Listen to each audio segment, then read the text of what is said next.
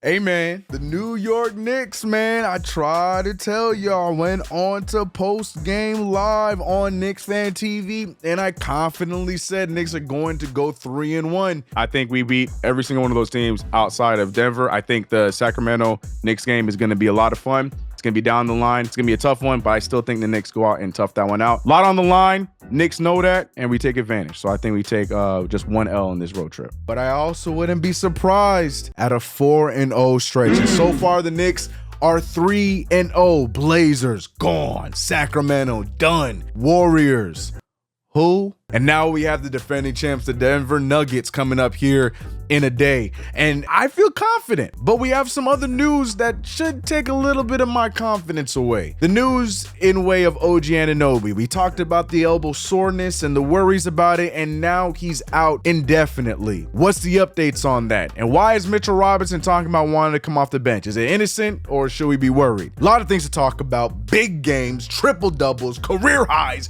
players of the week. Let's get into it. Run the intro.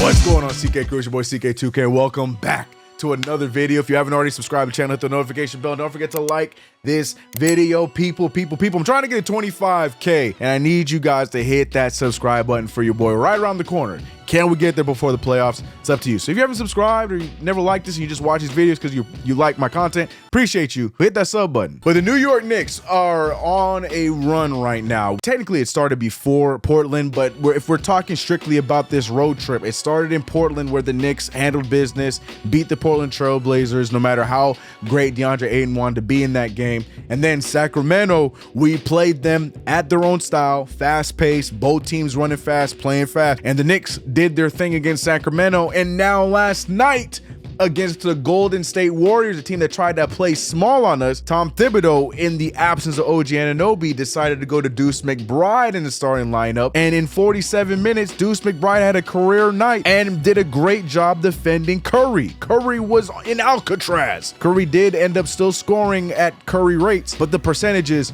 were doo-doo, and all of that had to do with Deuce McBride fighting through the screen, staying on top of them, and in result, Deuce McBride had his best game in his career. Man, all glory to God. Just believing in myself, continue to shoot with confidence and trusting my work. And I don't think you understand it. It's one thing to have really good games. It's one thing to have career games. It's another thing to do it against teams of that caliber. This is the Golden State Warriors who won the championship 2 seasons ago. Yes, this might not be the same team, but it's still against Steph Curry. Got to give Deuce his props for that. But he wasn't the only one. Josh Hart notching his 5th triple-double of the season. Actually, I think that's his 5th triple-double of his career. Just so happens that they're in a Knicks uniform. But the conversation is not about the triple-double. It's about the fact that the man played 48 minutes. And though, yes, the shooting numbers weren't great, but his impact was what matters and why he played all 48 minutes. Jalen Brunson coming off of being player of the week, scoring 29 points, off shooting 48% from the field and 33 from 3, doing everything he possibly could. My favorite play personally was when he made Steph Curry run a lap while he shot a floater. Phenomenal move. So the Knicks did everything they're supposed to do. My biggest key, we can go down the stats, we can go down this, whatever. My biggest key about this game was how the New York Knicks were able to respond to every adversity that was faced in front of them in this game. The Knicks started off the game keeping them within single digits for a long period of time. Then the Warriors fight back, and it looked like the Knicks were about to be in a barn burner. But in the second quarter, the Knicks then respond to that and have a good run of their own. But right before the second half, the Warriors then also had another run. Then to see the third quarter where the Knicks go out for a like, it just felt like every time the Warriors sent something at us, the Knicks were able to respond. And that is a huge deal, especially in this game when you're missing OG Anunoby. Because the worry is we're this close to getting the 3rd seed. I mean, we're this close to getting the 3rd seed. And now with the injuries keep happening and Julius Randle not certain when he's coming back, not certain for how long OG Anunoby is going to be back. And we're not certain if Mitch is coming back and if he comes back, if he wants to be in the starting unit. There's so many uncertainties for this team going forward, especially weeks away from the playoffs. It's great to see this team able to withstand that against a tough Golden State Warriors team. Yes, Golden State is at the bottom of the Western Conference right now, but you know that you can never take a championship built team lightly. I don't care what their record is. They're still a championship contending team with the likes of Steph Curry, Klay Thompson, and other guys on there. I mean, Chris Paul had himself a night. The Knicks just weathered the storm. But the Knicks now 3-0 on this road trip so far. What were your biggest takeaways of the game? Was it the triple-double? Was it Deuce McBride out there not only getting his best game of his career, but doing it in such a efficient rate? But what were your biggest takeaways about this game? Let me know your thoughts in the comments below. But OG Anunoby, that is probably the other big takeaway from this game, because when we just got OG Anunoby back, there were some worries. We saw him holding on to the elbow in previous games, specifically against Portland. And then we saw him have the travesty of a game against Sacramento, but luckily we were able to weather that storm and still play well. And then we heard the news today that he was going to miss multiple games. We're hearing multiple different reports. Now it's being said he's out indefinitely. Other reports are saying this. Look, I'm told that OG Anunoby is going to be out more than just tonight, that right elbow has flared up again. They need it to calm down.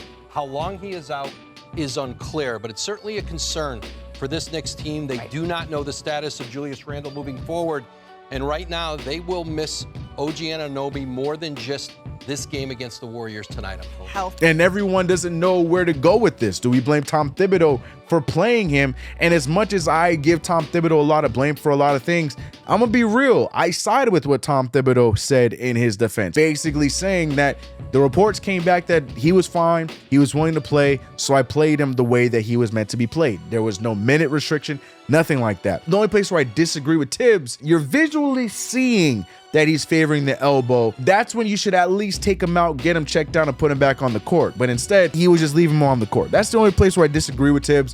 But he's right. If he's listed as healthy and he's listed as ready to play, play him. But now here's the thing. He just got it surgically repaired. It's still sore. He's having inflammation. Not really sure what that means for the long term with OG Anunoby. It seems like he is in the same spot as Julius Randle and Mitchell Robinson in the terms of wanting to be back but not entirely ready to be back because their significant injuries still need some time to heal and the confidence for the players to be able to play with these injuries. Remember, Julius Randle and Mitch Robinson have not had much contact play yet, just 5-on-0s or a little bit of pad contact from the both of them. OG Anunoby tried to give it a go, looked great in his first game back, but then in his final two, you saw that it was starting to play a factor. I mean, this is on his shooting elbow. We saw the ball barely getting to the rim on Saturday against the Kings. Every time he shot, it was affecting him. But I mean, we can only go off of the reports right now. I gotta be honest with you. Want my opinion on the injury? It's a little concerning. It's a little concerning knowing that it's multiple games. It's one thing if it was a day-to-day thing. I mean, we're hearing from some sides it's day-to-day.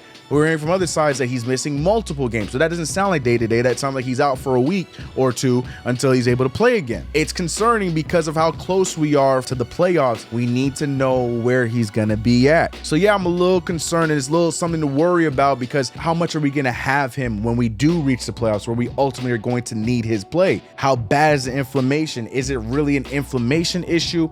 I don't know. Is there still things floating around the elbow? So many questions and concerns we have about him. We're just gonna have to wait and see what goes on with the future OG Anunoby. But what says you? How do you feel about OG? And OG's not the only one with injury issues and question marks. We're looking at Mitchell Robinson. We saw a post on IG where somebody was excited and ready to see the starting lineup return with Mitchell Robinson in it. And Mitchell Robinson confusingly responded to it, saying that he'd much rather come off the bench and see how he rocks with the second unit. And people are feeling the type of way. I mean, there's two ways you could take this. You could take this as a sensible fan that's looking at it like, yeah, Mitch hasn't played for a while. It'd probably be best for him to come off the bench and ease back into the rotation. And some other people are thinking that Mitchell Robinson feels like he doesn't get much of an opportunity to do anything with the starters and wants to be able to open up his game with the second unit. I see that second argument, I do, but I truthfully feel like Mitchell Robinson is being innocent about this and just thinking that Isaiah Hartenstein's playing well, let me come off the bench and get back into game shape